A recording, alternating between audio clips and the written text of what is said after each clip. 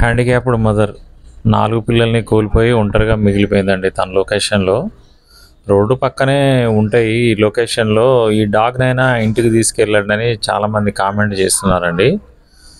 అయితే ఈ లొకేషన్‌లో 4 ఇయర్స్‌గా అన్నం పెడుతున్నానండి నేను. ఈ లొకేషన్ తనకు అలవాటు. వేరే కొత్త ప్లేస్‌కు తీసుకెళ్ళి పెడితే అక్కడ తను ఇబ్బంది పడుద్దండి. అక్కడ డాగ్స్‌తో కూడా మళ్ళీ అలవాటయ్యే వరకు ప్రాబ్లమ్. మాది రెంట్ హౌస్ అండి. ఫస్ట్ ఫ్లోర్‌లో ఉంటా నేను. ఆల్రెడీ ఇంట్లో డాగ్స్ ఉన్నాయండి.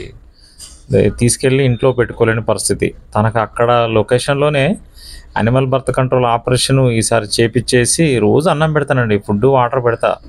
తన లొకేషన్‌కి ఏం ప్రాబ్లమ్ లేదు. 4 ఏళ్ల నుంచి ఉంటుంది. అది హ్యాపీగా ఉంటుంది. ఆ లొకేషన్‌లో తనకు ఫ్రెండ్స్ కూడా ఉన్నారు. మనం లొకేషన్ చేంజ్ చేస్తేనే ఇబ్బంది పడతాయండి అవి. మనం తీసుకెళ్ళి కొత్త ఏరియాలో పెడితే అక్కడ డాగ్స్తోనే ప్రాబ్లమ్ అవుతుంది. అట్లా ప్రాబ్లమ్ ఉందని తెలిస్తే నేను తీసుకెళ్ళి వేరే షిఫ్ట్ చేసేవాడిని. చూడండి దాని ఇంట్లోకి వెళ్ళిపోయింది. చెట్లన్నీ ఉన్నాయి లోపల. సేమ్ ఇల్లు లాగానే మొత్తం నీడ ఉంటుందండి లోపల. పిలిస్తే కానీ బయటకు వస్తుంది. ఇక నేను అక్కడ ఫుడ్ను వాటర్ పెట్టాను చూడండి. అక్కడ హ్యాపీగా ఉందండి డాగ్. No problem.